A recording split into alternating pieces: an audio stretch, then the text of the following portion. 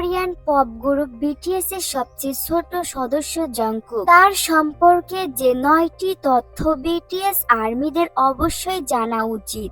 Number 1, জংকুকের stage নাম অন্য কিছু হওয়ার কথা ছিল।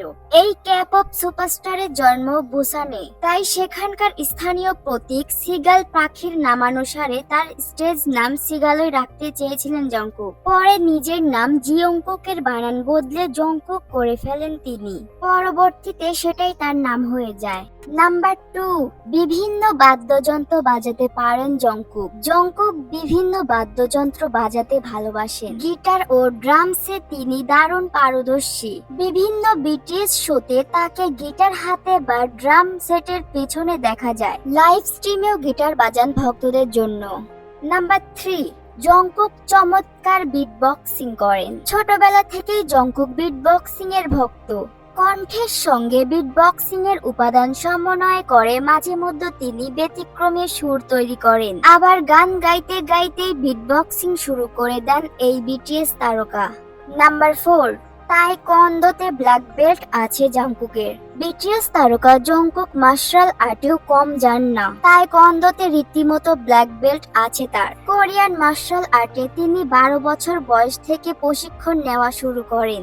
নাম্বার 5, বক্সিং এর শখও রয়েছে জংকুকের। জংকুক একজন দক্ষ বক্সার। বিটিএস এর সবচেয়ে ছোট এই সদস্য গত কয়েক বছরে বিভিন্ন সময়ে বক্সিং এর প্রতি তার ভালোবাসা ব্যক্ত করেছেন। তার রীতিমতো প্রশিক্ষণ রয়েছে বক্সিং এর।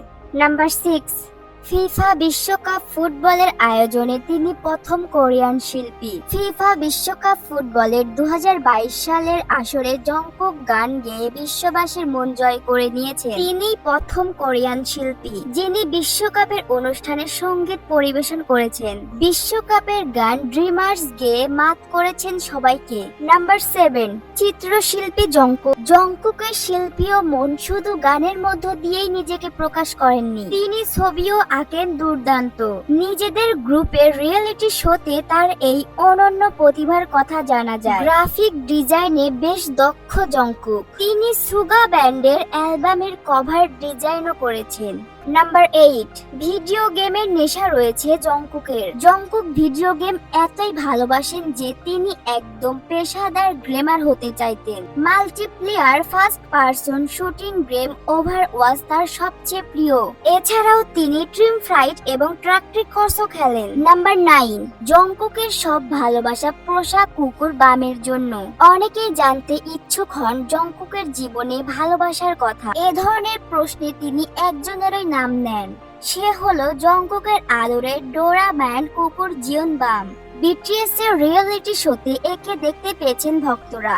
এই ছিল আজকের ভিডিওটি ভালো লাগলে লাইক, কমেন্ট এবং চ্যানেলটি সাবস্ক্রাইব করে দিবেন। সকলে ভালো থাকবেন, সুস্থ থাকবেন। দেখা হবে নেক্সট ভিডিওতে। ধন্যবাদ।